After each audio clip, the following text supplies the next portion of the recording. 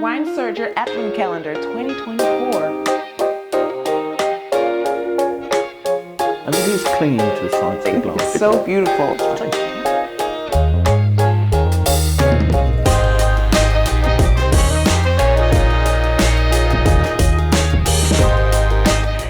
Hey everyone, welcome back to day 21 of Wine Searcher Advent Calendar 2024, Wines of the Americas. Today is our last day in South America. Indeed, yes. It is. It's our second Argentinian wine. It is. From a producer called Salentein. Salentein. And we're looking at a grape variety Cabernet Franc. This is our first and only Cabernet Franc. Indeed, yeah. Well, I think we've had Cabernet Franc in blends. It's the only 100% Cabernet Franc. And it's from the 2022 vintage. It's a reserve wine. Salentein, quite an interesting winery in that it was developed by a Dutch businessman. Mijndert Pon, I probably said that incorrectly, is now run by Ben and Federica Pons.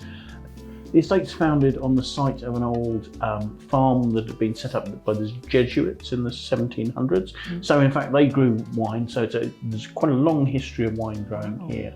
This is an estate that's really at the forefront of trying to build up quality in terms of this region, the Uco Valley, to this about 65 kilometers south of Mendoza. So at the moment, one of the more exciting regions of Argentina. We're at quite high altitude. This comes from an estate called the Oasis Estate. The vineyards here are 1,100 meters above sea level. And in fact, the state-of-the-art winery they've got is nearby. That's at about 1,200 meters above sea level. So quite high altitude here. That sounds a lot. And the altitude has quite an effect on the grapes as they grow here, because you've got plentiful sunshine, but you've also got quite good cooling winds coming down the hills, down the mountains at night. And that enables the grapes to get good ripeness, but they get good thick skins. So you've got plenty of flavour, plenty of structure in the wines. So this is an opportunity to grow some great value wines. So hopefully that's what we'll see here. Yeah. Shall we have a taste? Absolutely, I'm excited. So first thing to say is there's a really nice deep colour here. Yeah, it's not quite opaque, nearly so. It's a sort of a ruby red, but it's a black ruby. What does the booklet say the alcohol is? It's 14.5%. 14.5. So there's a fair amount of guts there. And looking at it, it is just starting to form some tears there on the side of the glass. Yeah. Oh, doing so quite readily now. So let's see what we make of the aroma, shall we? As a variety, Cabernet Franc is often sort of seen as being sort of quite leafy, gives it a freshness if it's in a blend with Cabernet Sauvignon, for instance. On this occasion, you've got sort of slight leafy hints, but I think actually, on this occasion, I think there's some earthiness, but also some almost sort of licoricey concentration there. There's a sort of a depth, there's a core of richness there. That's lovely. It's a taste.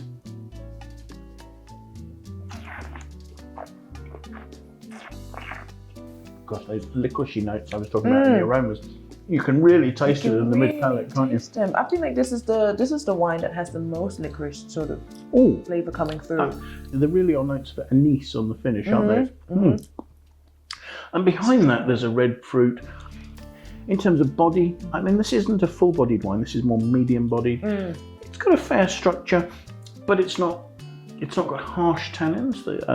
Also, there's a lovely red fruit around that sort of core of licorice, isn't there? There is. I've had plenty of Cabernet Sauvignon before, but this is a Franc. Cabernet Franc. Yeah, actually, Cabernet Franc is one of Cabernet Sauvignon's parents. Oh. So there was a crossing of grape varieties that created Cabernet Sauvignon. I mean, the two are quite similar, but you tend to find that Cabernet Sauvignon will have slightly more of a sort of a black currant and cassis sort of flavour, whereas this is slightly more lean, has good acidity, has that sort of leafy freshness. It's not quite as high in alcohol, perhaps. Is that one of the reasons why it's a really good wine to blend? in general, you'll find certainly in Bordeaux that Cabernet Franc is used a lot to blend with Merlot, which tends to be richer and more alcoholic, and the two complement each other really quite nicely. Although it's often quite nice to include just a little of it in, particularly in ripe areas with Cabernet Sauvignon. Oh, that's very interesting.